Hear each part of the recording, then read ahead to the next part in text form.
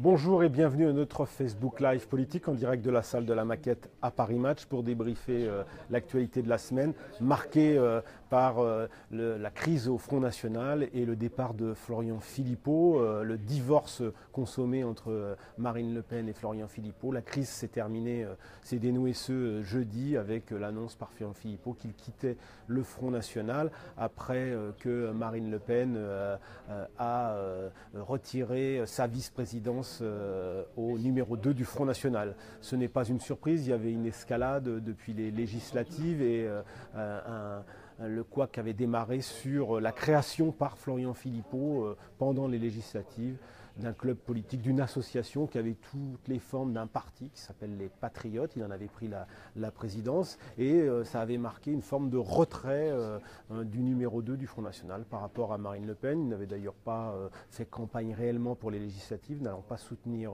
les candidats. Elle a lui-même été battue d'ailleurs dans sa circonscription de Forbach, mais surtout ça a accru la mauvaise ambiance de ce parti et Florian Philippot, en quelque sorte, s'est presque mis dans la position du bouc émissaire des insuffisances de Marine Le Pen et surtout de l'échec du Front National au second tour de la présidentielle et surtout de ce débat raté, complètement raté par la présidente du FN. Du coup, c'est Florian Philippot qui a pris toutes les critiques, notamment les critiques d'abord politiques, son acharnement à vouloir défendre coûte que coûte la sortie de l'euro.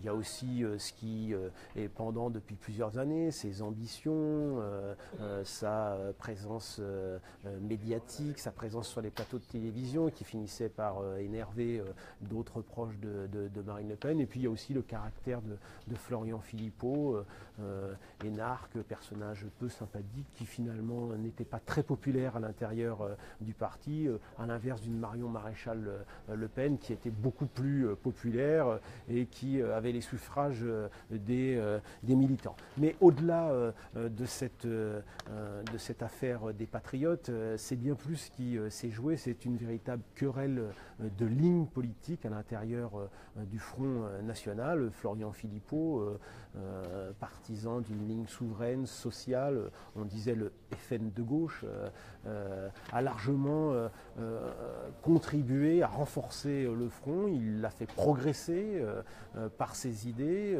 Le Front National est passé quasiment de 18% à pratiquement doubler ses scores grâce à Florian Philippot, en tous les cas en partie avec ce programme, ce rééquilibrage de la ligne identitaire tournée exclusivement vers les sujets d'immigration, d'islam, et puis la question souverainiste, la question sociale qui a contribué à équilibrer la ligne de Marine Le Pen. Alors Marine Le Pen était déjà sur cette ligne-là, mais au fond c'est Florian Philippot qui a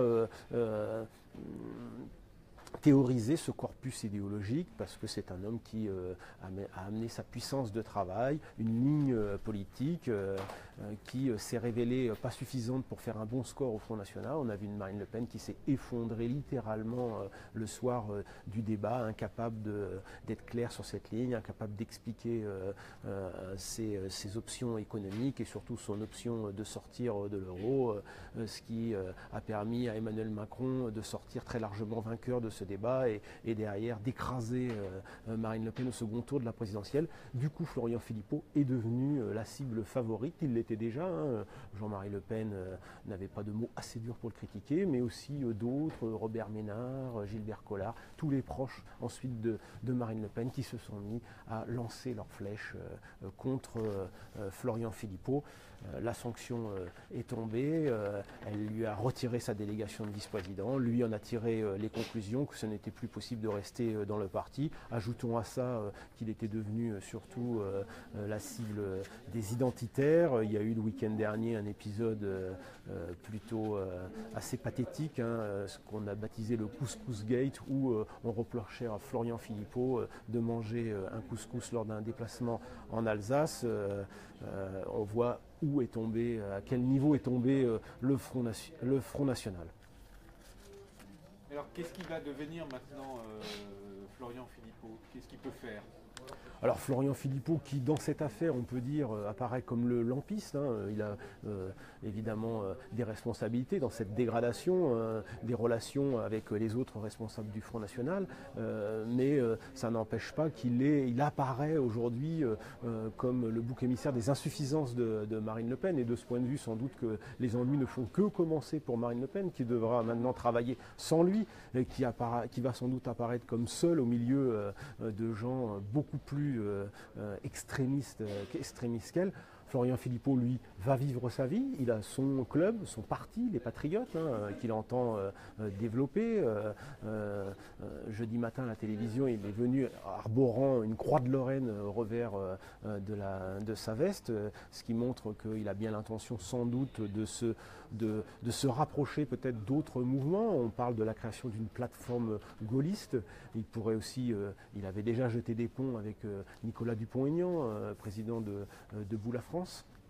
Alors pour Florian Philippot, aujourd'hui, c'est forcément une vie en dehors du Front National. Y a-t-il une vie en dehors du Front National pour un ancien FN? C'est toute la question. Il y a déjà eu beaucoup de crises au Front National, beaucoup de gens en sont partis, et en général, ils ont disparu de la vie politique, car le FN reste d'abord un parti familial avec une marque forte qui s'appelle Le Pen, et c'est très difficile d'exister derrière ou à côté de la marque Le Pen.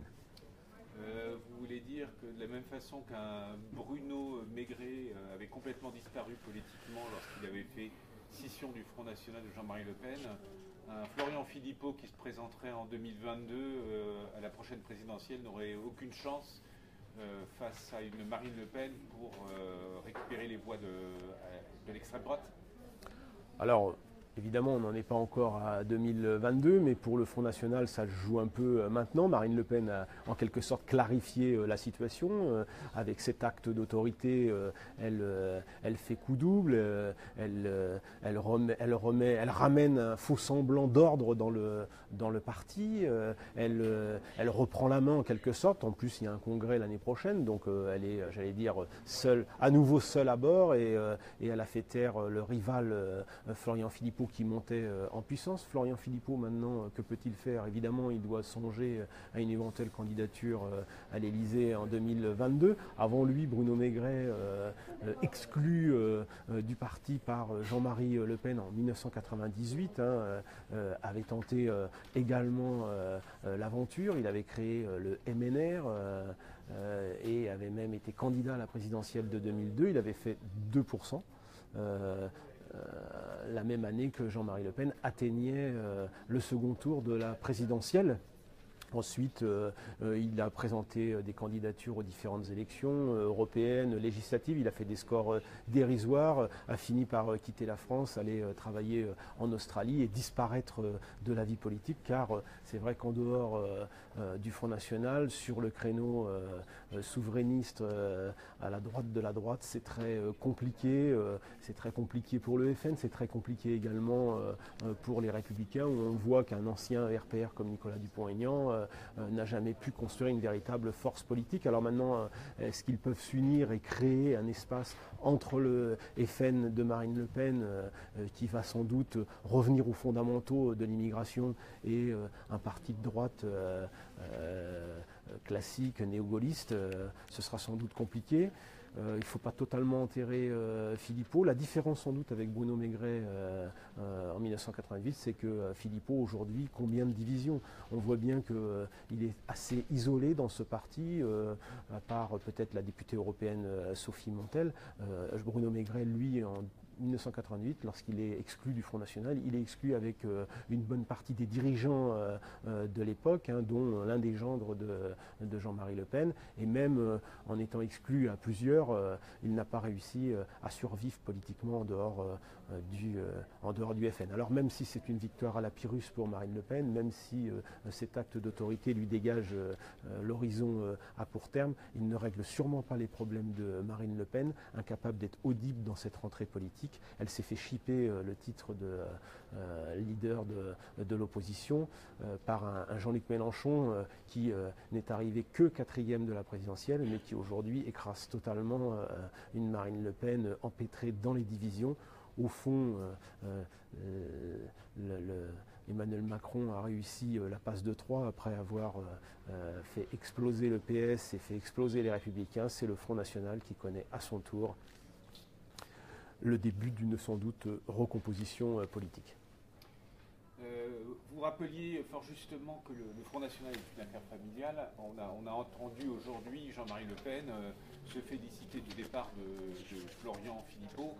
Est-ce que cela veut dire que la fille et le père qui étaient brouillés vont se retrouver sur le, si j'ose dire, sur le dos de ce Florian Philippot? Ça, c'est difficile à dire, hein. Il y a eu aussi des contentieux incroyables entre le père et la fille, hein. Il a été lui-même viré du parti, on lui a retiré tous ses titres. C'est vrai qu'il s'est félicité que sans Florian Philippot et avec son départ, le FN allait reprendre un nouvel élan, hein, c'est son expression. Pour Marine Le Pen, l'heure n'est sans doute pas venue de jeter la rancune à la rivière, parce qu'il lui a aussi fait beaucoup de mal. Ce qui est certain, c'est que Marine Le Pen, elle a perdu avec Philippot sa jambe gauche.